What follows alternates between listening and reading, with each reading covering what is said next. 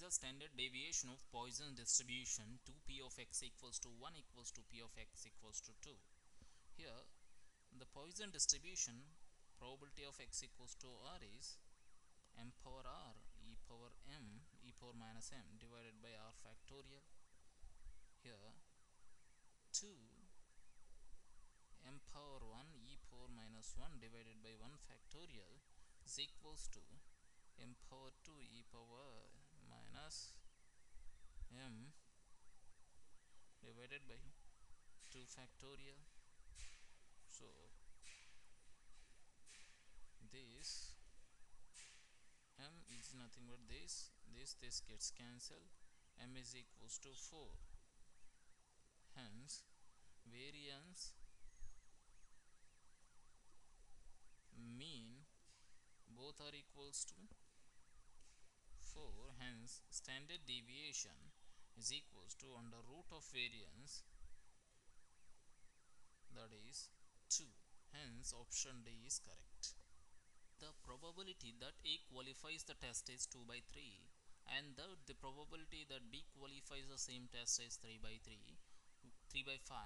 What is the probability that only one of them qualifies the test? Here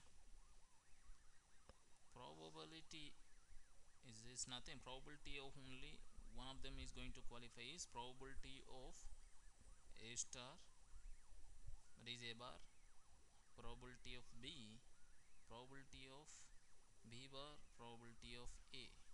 Here probability of A bar is nothing but 1 by 3 into 3 by 5 plus 2 by 5 into 2 by 3, that is 1 by 5 plus 4 by 15,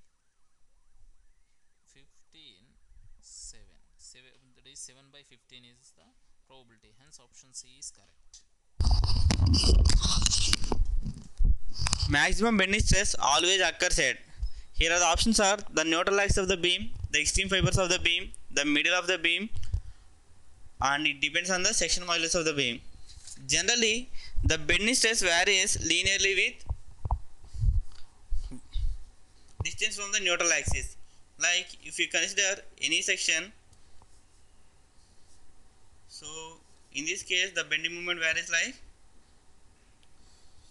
so this is the variation of bending stress, and it is 0 at the neutral axis and maximum at the extreme fibers, either upper fibers or lower fibers. So the stress is maximum at the extreme fibers, and in the option the right option is B the right answer. Suppose diagram shown below for a loaded beam, the corresponding bending moment diagram is represented by. So here is the shear force diagram for the loaded beam. So here in between these 2 points shear force is constant, and in between these 2 points shear force is varies linearly with x, and in between these 2 points again shear force is constant. But we know that the bending moment is always 1 degree higher than the shear force, since shear force is always equal to dm by dx.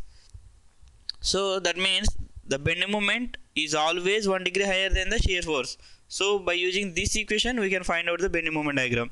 So here between these 2 points shear force varies, shear force is constant. That means bending moment varies linearly with x. So here in the given diagrams bending moment varies linearly with x in two diagrams A and B. So in between these 2 points. So again here in between these 2 points shear force varies linearly with x. That means bending moment should be varied directly proportional to parabolic, square, that means square of the x. So that here it is in diagram A it varies parabolically, and in diagram B it varies linearly with x. So that the correct option is A is the right answer. Identify the intensive properties among the following. Here the properties are pressure, temperature, specific volume, and energy.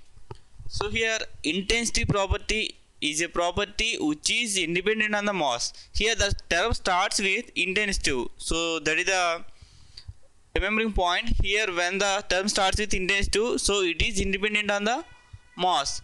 So here the properties are, we will have to find out the which properties are independent on the mass. So here pressure is is a property which is independent on the mass, and temperature also is a property which is independent on the mass, and specific volume also is a property which is independent on the mass, but volume is depending on the mass, because if you reduce the mass, obviously volume will be reduced, and energy also depending on the mass here. So that here 1, 2 and 3 are independent on the mass, and these 3 are intensive properties. Temperature is maximum when the air is having relative humidity of. Here the wet bulb temperature is maximum when the air is having relative humidity of 0%.